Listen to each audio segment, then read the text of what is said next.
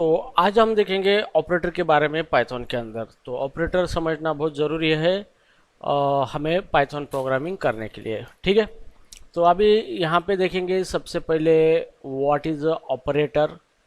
तो ऑपरेटर का मतलब ये होता है operator is a symbol that has a special meaning and it perform a operation on a data. ठीक है, अगर आपको कोई ऑपरेशन परफॉर्म करने हैं डेटा के ऊपर तो आपको ऑपरेटर की ज़रूरत पड़ती है, जिसका यूज करके आप ऑपरेशन कर सकते हो अपने डेटा के ऊपर पाइथन प्रोग्रामिंग के अंदर। ठीक है, सो यहाँ पे ऑपरेटर एक सिंबल है जिसको एक स्पेशल मीनिंग होती है। तो उस सिंबल हम डेटा को अप्लाई करेंगे और उसकी एक मीनिंग होती है, मतलब वो अलग ऑपरेशन परफॉर्म करता है डाटा के ऊपर।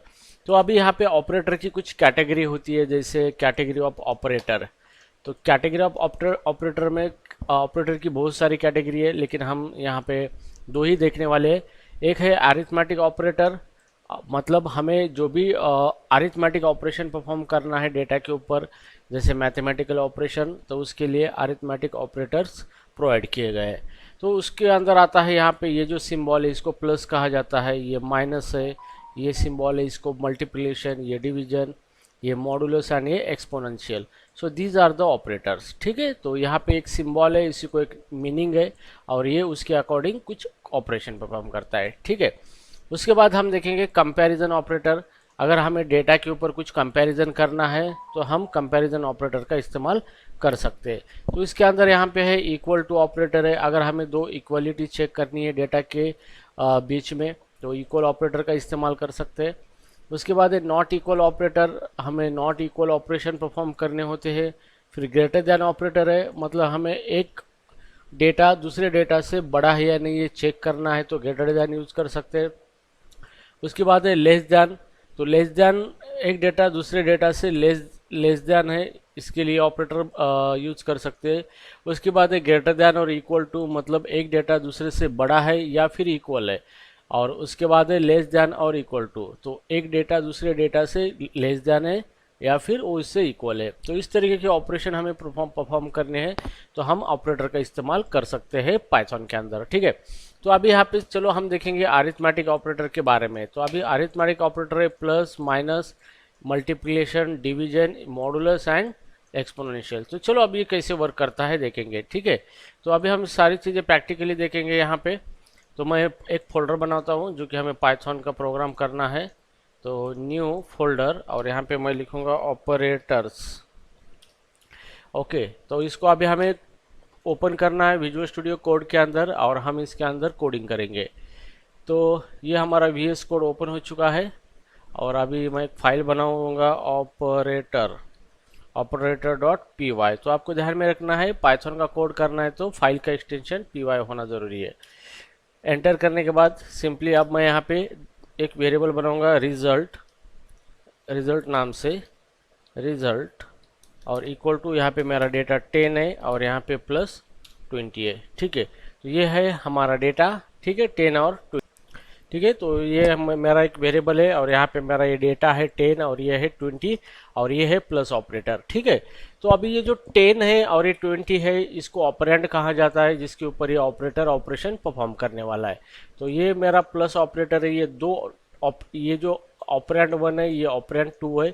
तो ऑपरेंड के ऊपर प्लस ऑपरेशन करेगा, मतलब दोनों की सम करेगा। तो ये मैथमेटिकल ऑपरेशन परफॉर्म करता है और इसके लिए जो भी डेटा है वो न्यूमेरिकल डेटा होना चाहिए। ठीक है, अभी चलो इसको प्रिंट करते हैं प्रिंट फंक्शन का इस्तेमाल करके और इस रिजल्ट को प्रिंट करते हैं। ठीक है, तो जैसे भी हम इसको प्रिंट करेंगे तो हमें आउटपुट मिलेगा। यहाँ पे रन करना है यहाँ से, तो जैसे हम रन करेंगे इसको तो ये 30 आउटपुट हमें मिल चुका है।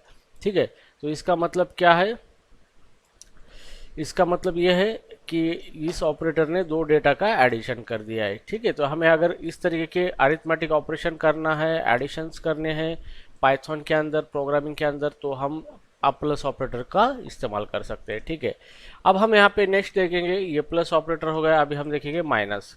तो सेम इसी तरीके से माइनस ऑपरेटर का भी हम यहाँ पे यूज कर सकते हैं। अभी यहाँ पे हम एक वेरिएबल डिक्लेयर करेंगे, जैसे कि यहाँ पे सब नाम से वेरिएबल, और यहाँ पे दो ऑपरेंड लेंगे जैसे कि 50 माइनस 10। ठीक है, तो 50 माइनस 10 करेंगे तो 50 में से 10 माइनस होके 40 आउटपुट आएगा। तो ये जो माइनस ऑपरेटर क्या करेगा, दोनों में माइनस ऑपरेशन परफॉर्म करेगा। और फिर हम इसको प्रिंट करेंगे प्रिंट, और यहाँ पे जो भी हमारा सब नाम का जो वेरिएबल था जिसके अंदर रिजल्ट आ चुका है कंट्रोल एस। तो ये माइनस ऑपरेटर क्या करेगा, दोनों का माइनस ऑपरेशन करके रिजल्ट को रिटर्न करेगा। तो सब के अंदर क्या हुआ है, रिजल्ट आ चुका है। अब इसको हम रन करते हैं, ठीक है। तो पहले इसको कमेंट आउट करते हैं और फिर हम इसको फिर से रन करते हैं यहाँ पे। तो जैसे रन करेंगे यहाँ पे देखो आउटपुट आ गया है 40, ठीक है। तो इस तरीके से ये हमारा ऑपरेटर वर्क होता है। सो नाउ अभी हम देखेंगे मल्टीप्लिकेशन ऑपरेटर। तो मल्टीप्लिकेशन ऑपरेटर दो नंबर का मल्टीप्लिकेशन करता है। तो यहाँ पे मल नाम से हम वेरिएबल लेंगे और जिसके अंदर हम 20 × 4, तो यहाँ पे ये मल्टीप्लिकेशन ऑपरेटर है और यहाँ पे हमने मल्टीप्लिकेशन किया है, ठीक है। तो ये जो ऑपरेटर जिसके ऊपर ऑपरेट करता है, जैसे 20 और 4, ये हो गए इसके ऑपरेंड हो गए, ठीक है। तो अभी चलो इसको रन करते हैं। तो अभी आपको रन करना है तो आप यहाँ पे इस तरीके से रन कर सकते हो। आपको py कमांड देना है और फाइल का नाम operators.py, जैसे operators.py, और जैसे हम एंटर करेंगे तो ये हमारी फाइल क्या होगी, ऑटोमेटिकली एग्जीक्यूट होगी, ठीक है। तो आप इस तरीके से भी रन कर सकते हो, या फिर बाय डिफॉल्ट यहाँ पे VS कोड आपको ऑप्शन देता है फाइल रन करने के लिए बटन, आप इसको क्लिक करके भी रन कर सकते हो, ठीक है। तो इस तरीके से क्या होगा, आपका ऑपरेटर वर्क होगा। अभी हम देखते हैं अगला ऑपरेटर यहाँ पे। अब हम डिवीजन ऑपरेटर का इस्तेमाल करेंगे। तो जैसे कि यहाँ पे डिवीजन ऑपरेटर है, डिवीजन इक्वल टू जैसे 50 डिवाइडेड बाय 2।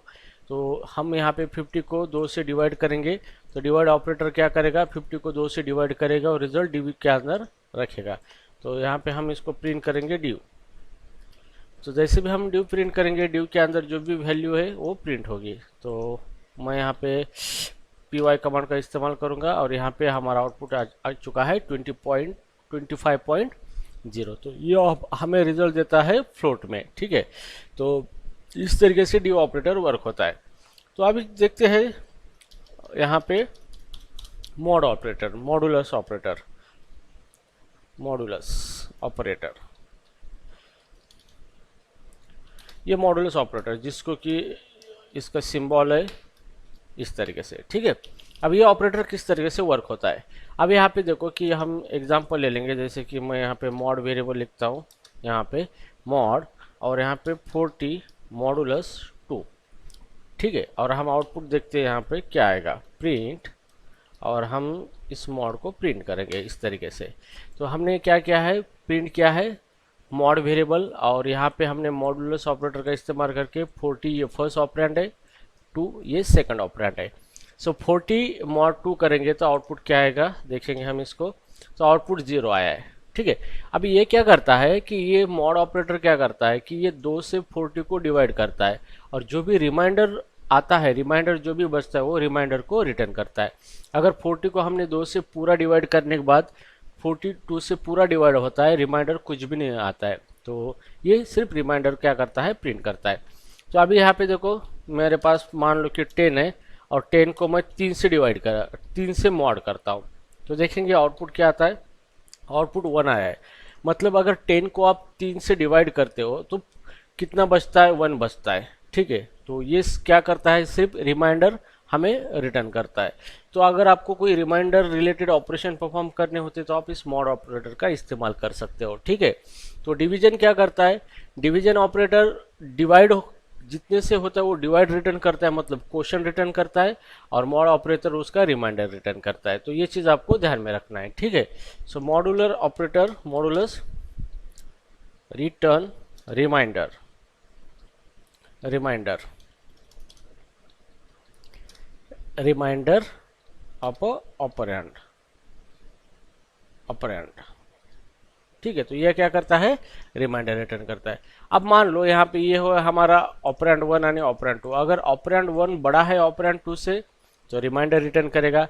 अगर मान लो यहाँ पे 30 है, मतलब ऑपरेंड 1 जो है उससे बड़ा ऑपरेंड 2 है, तो इस केस में क्या होता है कि 30 10 को डिवाइड कर ही नहीं सकता। तो एज इट इज रिमाइंडर 10 ही क्या करेगा, ये रिटर्न करेगा। तो यहाँ पे हम इसको देखेंगे इस तरीके से यहाँ पे 10 क्या हो गया हमारा रिटर्न हो चुका है। ठीक है, तो जैसे भी आपका न्यूमरेटर जो होता है ये न्यूमरेटर है और ये डिनोमिनेटर है, तो ये 10 को 30 से डिवाइड करेगा, लेकिन 10 को 30 से डिवाइड होता ही नहीं है, तो इसलिए ये एज इट इज न्यूमरेटर जो है उसको रिटर्न कर देता है। ठीक है, तो ये चीज़ आपको ध्यान में रखनी है। सो नाउ अभी हम देखेंगे exponential operator. So exponential operators. ठीक है, अब एक्सपोनेंशियल ऑपरेटर है तो इसका यूज होता है एक नंबर का वो पावर निकालता है। ठीक है, तो जैसे कि एक्सपोनेंशियल ऑपरेटर इस तरीके से है, उसको हम डबल स्टार से रेफर करते हैं। ठीक है, तो मान लो यहाँ पे मेरा 2⁴।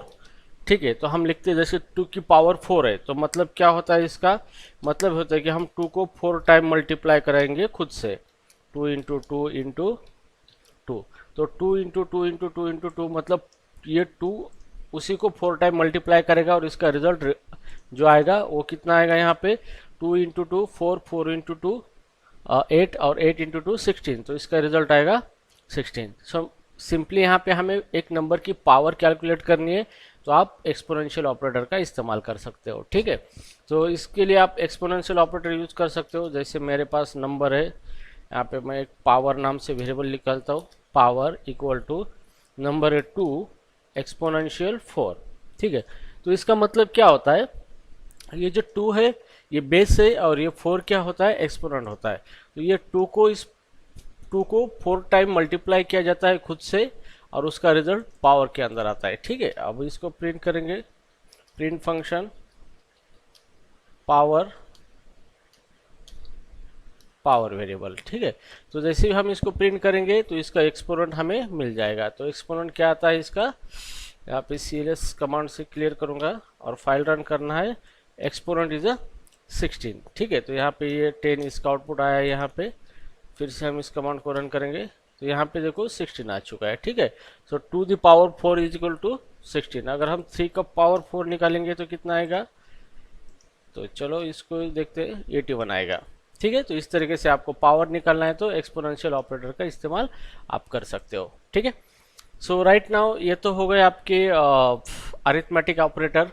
तो अभी हम देखते हैं आगे के ऑपरेटर। ठीक है, अब यहाँ पे ये है कंपैरिजन ऑपरेटर। तो हम कंपैरिजन ऑपरेटर है हमारे पास, ये इक्वल टू है, not equal to, greater than, less than, equal to और ग्रेटर दैन और इक्वल टू और लेस दैन और इक्वल टू। तो इस ऑपरेटर का इस्तेमाल करेंगे पाइथन के अंदर। ठीक है, तो अभी मान लो यहाँ पे मैं दूसरी फाइल बनाता हूँ, यहाँ पे कंपैरिजन डॉट py।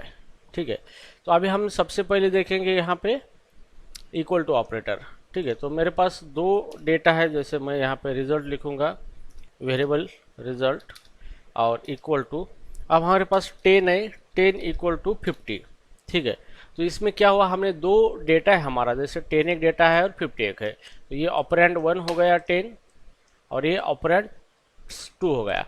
अगर दोनों भी ऑपरेंड इक्वल है, उसकी वैल्यू इक्वल है, तो ये equal to operator return true करेगा। ठीक है, तो जो भी कंपैरिजन ऑपरेटर है वो रिटर्न क्या करेंगे, ये एजर ट्रू करेंगे और फॉल्स रिटर्न करेंगे। तो दोनों में से ट्रू और फॉल्स से दोनों वैल्यू क्या करेंगे, वो रिटर्न करेंगे यहाँ पे, तो ट्रू और फॉल्स इस तरीके से।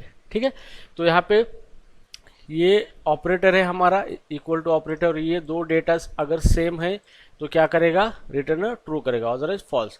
तो इस केस में हमारा आउटपुट क्या आएगा देखेंगे, प्रिंट करेंगे इसको, रिजल्ट कंट्रोल एस।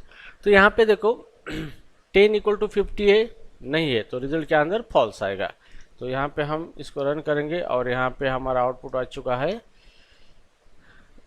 इस फाइल को हमें रन करना है, सॉरी, cls कमांड से, और ये फाइल है हमारी, इसका फाइल का नाम है कंपैरिजन डॉट py फाइल, और रन करेंगे तो हमारा आउटपुट आ चुका है, यहाँ पे फॉल्स आ चुका है। ठीक है, तो अभी मान लो कि इसको मैं सेम कर देता हूँ, 10 इक्वल टू 10। अब ये दोनों क्या है, सेम है, तो ये रिटर्न ट्रू करेगा। तो इस तरह से यहाँ पे आउटपुट आ चुका है हमारा ट्रू आ चुका है। ठीक है, तो इस तरीके से हम कंपैरिजन ऑपरेटर का इस्तेमाल कर सकते हो। तो आप यहाँ पे वेरिएबल का इस्तेमाल कर सकते हो, जैसे कि num1 के अंदर मैं लगता हूँ 40 एंड num2 के अंदर रख सकता हूँ 50। ठीक है, तो num1 एंड num2 50 है। अब इसको कंपैरिजन करूंगा मैं, num1 is equal to num2 है या नहीं है, तो num2, ठीक है, तो num1 इक्वल टू num2 है, num1 के अंदर 40 और इसके अंदर 50 है, तो both are not equal, that's why result के अंदर फॉल्स चला जाएगा। ठीक है, तो अभी इसको हम प्रिंट करेंगे तो यहाँ पे रिजल्ट आएगा फॉल्स। तो इस तरीके से क्या आपका कंपैरिजन ऑपरेटर वर्क होता है इस कंपैरिजन ऑपरेटर में इक्वल टू ऑपरेटर। ठीक है, सो ये हो गया इक्वल टू के बारे में, इक्वल टू ऑपरेटर। ठीक है, तो इसको इस तरीके से रेफर किया जाता है। चलो अभी हम देखेंगे दूसरा ऑपरेटर है not equal to, not equal to. तो इसको हम इस तरीके से रेफर कर सकते हैं, ये हो गया नॉट ऑपरेटर। अब ये ऑपरेटर क्या करता है, रिटर्न ट्रू करता है, लेकिन कब, अगर दो डेटा इक्वल नहीं है तभी वो रिटर्न ट्रू करता है। ठीक है, तो चलो अभी इसको एग्जांपल ले लेंगे। जैसे हमारे पास num1 एंड num2 दो डेटा है, तो अब इसकी जगह पे हम यहाँ पे इसी एग्जांपल को हम लेते हैं, नीचे कंटिन्यू करेंगे। यहाँ पे num1 और नॉट इक्वल टू num2, अगर num1 not equal to num2 है तो रिटर्न ट्रू करेगा। तो यहाँ पे num1 कितना है 40 और num2 कितना है 50, तो 40 नॉट इक्वल टू 50 है, मतलब ये रिटर्न ट्रू करेगा। तो रिजल्ट हमने यहाँ पे प्रिंट किया है, तो आउटपुट देखेंगे, तो आउटपुट यहाँ पे आया हमारा ट्रू आ चुका है आउटपुट यहाँ पे। ठीक है, तो इस तरीके से वर्क होता है। अगर हम दोनों की वैल्यू सेम रखते हैं, num1 50 और num2 50, तो num1 not equal to num2 है क्या, नहीं है, बिकॉज वो इक्वल है, नॉट इक्वल नहीं है, इक्वल है, तो इसलिए यहाँ पे इसका आउटपुट आएगा फॉल्स। तो अभी इसको रन करेंगे और आउटपुट यहाँ पे आ चुका है हमारा फॉल्स। ठीक है, तो इस तरीके से नॉट इक्वल टू ऑपरेटर हमारा वर्क होता है। तो इस कंसोल को मैं क्रिएट कर देता हूँ CLS, तो ये हो गया नॉट इक्वल टू। अभी हम देखेंगे इसके बाद, ये नॉट इक्वल हो गया, अभी हम ग्रेटर दैन देखेंगे। ठीक है, तो एक नंबर दूसरे नंबर से ग्रेटर दैन है या नहीं हम देखेंगे। ठीक है, तो यहाँ पे दो नंबर है हमारे num1 एंड num2, यहाँ पे इसको फिर हम यहाँ पे लिखते हैं, यहाँ पे ग्रेटर दैन, तो ग्रेटर दैन है, इसका सिंबल है इसे ग्रेटर दैन। ठीक है, तो अभी ये दो हमारे नंबर है, num1 के अंदर 50 है, num2 के अंदर 50 है। ठीक है, तो अब मैं इसके अंदर 60 लिख देता हूँ। अभी हमें चेक करना है num1 बड़ा है या num2 से, तो हम यहाँ पे देखेंगे रिजल्ट वेरिएबल और यहाँ पे लिखेंगे num1 num2। ठीक है, तो इसका मतलब ये है, ये हो गया हमारा ग्रेटर देन ऑपरेटर, और ये जो है ऑपरेंड 1 ये ग्रेटर देन ऑपरेंड 2। तो num1 ग्रेटर देन num2 है तभी ये रिटर्न ट्रू करेगा, अदरवाइज रिटर्न फॉल्स करेगा। ठीक है, तो num1 के अंदर कितना है 50 है, 50 ग्रेटर देन 60 है, नहीं है, तो ये यहाँ पे रिटर्न क्या करेगा, फॉल्स करेगा। तो इसको हम प्रिंट करेंगे रिजल्ट। ठीक है, तो इसको अभी प्रिंट करेंगे और इसको रन करेंगे इस तरीके से, तो यहाँ पे आ चुका है आउटपुट हमारा फॉल्स। ओके, तो इसको पहले कमेंट कर देते हैं और एक ही रन करते हैं हम, CLS करके इसको फिर से, तो यहाँ पे हमारा आउटपुट आ गया है फॉल्स आ चुका है। ठीक है, सो अभी हम इसको 70 करते, अगर num1 ग्रेटर देन num2 है तो ये रिटर्न ट्रू करेगा। तो num1 70 है, num2 60 है, तो obviously num1 greater than num2 है, तो रिटर्न क्या करेगा, ट्रू करेगा। तो ये हो गया ट्रू आउटपुट आ चुका है। ठीक है, तो इस तरीके से क्या होता है, हमारा ग्रेटर देन ऑपरेटर वर्क होता है। अभी चलो हम दोनों की वैल्यू सेम कर देते हैं। इस केस में क्या करेगा, num1 ग्रेटर देन num2 है, तो मतलब 70 ग्रेटर देन 70 नहीं है, तो रिटर्न फॉल्स करेगा यहाँ पे, तो यहाँ पे रिटर्न आएगा फॉल्स। ठीक है, तो इस तरीके से आप ग्रेटर देन ऑपरेटर का इस्तेमाल कर सकते हो पाइथन के अंदर। ओके, सो नाउ अभी हम देखेंगे लेस देन। तो लेस देन को इसी तरीके से रेफर किया जाता है।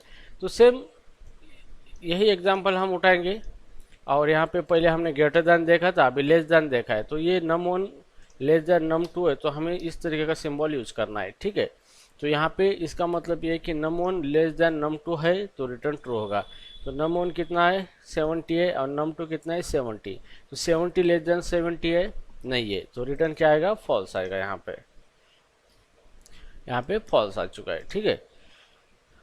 अभी हमें 70 की जगह हम 60 लेंगे, और यहाँ पे देखो num1 लेस दैन num2 है, मतलब 60 लेस दैन 70 है, यस, तो रिटर्न यहाँ पे ट्रू आएगा, आपका रिटर्न ट्रू आएगा, ठीक है। तो इस तरीके से लेस दैन ऑपरेटर वर्क होता है पाइथन के अंदर। सो राइट नाउ अभी हम देखेंगे यहाँ पे, ये भी होगा ये ग्रेटर दैन और इक्वल टू ऑपरेटर, ठीक है। तो ये हम देखेंगे ग्रेटर दैन और इक्वल टू ऑपरेटर, उसको इस तरीके से रेफर करते हैं ग्रेटर दैन और इक्वल टू, ठीक है। अब इस ऑपरेटर का मीनिंग क्या होता है कि ये चेक करता है कि first operand is a greater than है तो रिटर्न ट्रू करेगा, और इक्वल टू है तो रिटर्न ट्रू करेगा, ठीक है। तो दोनों में से एक भी मैच हुआ तो रिटर्न ट्रू करेगा, ठीक है। तो अभी मेरे पास ये एग्जांपल है हमारा, इस तरीके से एग्जांपल, ओके। तो अभी यहाँ पे देखो हम चेक करेंगे कि num1 ग्रेटर देन num2 अगर है या फिर इक्वल है तभी ये रिटर्न ट्रू करेगा, अदरवाइज फॉल्स करेगा। तो इस केस में क्या है, num1 कितना है 60, 60 ग्रेटर देन और num2 70 है, नहीं है। फिर ये चेक करेगा इक्वल है क्या, तो 60 इक्वल टू 70 है, नहीं है, तो रिटर्न फिर फॉल्स करेगा। तो यहाँ पे आपका आउटपुट आ जाएगा फॉल्स, आउटपुट आ चुका है आपका फॉल्स आ चुका है, ठीक है। सो अभी यहाँ पे ये देखेंगे कि यहाँ पे भी 60 लगाएंगे हम, अब दोनों की वैल्यू 60 60 है, ठीक है। तो यहाँ पे है num1 60 है, greater than equal to num2 भी 60 है। तो पहले चेक करेगा कि num1 ग्रेटर देन num2 है, 60 ग्रेटर देन 60 है, नहीं है, लेकिन इक्वल टू है क्या चेक करेगा। तो 60 इक्वल है 60 इक्वल 60 है तो रिटर्न ट्रू करेगा। तो num1 ग्रेटर देन और इक्वल टू num2 अगर है तो रिटर्न ट्रू आएगा। तो यहाँ पे 60 ग्रेटर देन और इक्वल, मतलब ग्रेटर देन नहीं है लेकिन इक्वल तो है तो रिटर्न ट्रू करेगा, ठीक है। तो इसका आउटपुट आ जाएगा यहाँ पे ट्रू, आउटपुट आया है ट्रू, ओके। तो इस तरीके से आप ग्रेटर देन और इक्वल टू का इस्तेमाल कर सकते हो आप, ठीक है। अभी सेम इसी तरीके से हम देखेंगे लेस देन और इक्वल टू, इसके अपोजिट है लेस देन और इक्वल टू। तो ये क्या करेगा, इसका अपोजिट चेक करेगा, अगर लेस देन और इक्वल दोनों में से एक भी मैच हुआ तो रिटर्न ट्रू करेगा, अदरवाइज फॉल्स। तो num1 ग्रेटर देन num2 है तो num1 60 और num2 60 है, तो num1 greater than num2 greater than भी नहीं है लेकिन इक्वल है, ठीक है। तो यहाँ पे हम इसको नॉट इक्वल लेंगे। तो num1 less than equal to num2 है, तो 60 लेस देन 60 नहीं है लेकिन इक्वल है, इसलिए इसका आउटपुट ट्रू आएगा, यहाँ पे आउटपुट ट्रू आएगा, ठीक है। अगर हम इसको देखेंगे कि 60 की जगह हम लिखेंगे 50, 50 लेस देन 60 है, यस है, इक्वल टू नहीं है, इक्वल नहीं है लेकिन लेस तो है। तो 60 मतलब यहाँ पे num1 लेस देन और इक्वल टू num2, मतलब num1 के अंदर 50 है, num2 के अंदर 60 है, तो 50 लेस देन और इक्वल टू 60 है, yes it is a less than है, इक्वल नहीं है, फिर भी लेस देन है, तो आउटपुट क्या आएगा, ट्रू आएगा यहाँ पे। तो यहाँ पे आउटपुट आ चुका है ट्रू, ठीक है। तो गाइज इस तरीके से आप ऑपरेटर यूज कर सकते हो, कंपैरिजन ऑपरेटर, ये पाइथन के अंदर प्रोग्रामिंग करने के लिए। तो इसका हेवीली यूज होता है पाइथन के अंदर, हमें डेटा के ऊपर कंपैरिजन करने के लिए। तो ये ऑपरेटर बहुत ही इंपॉर्टेंट है, ठीक है। So I hope you understand the today's topic in this video. Thank you so much.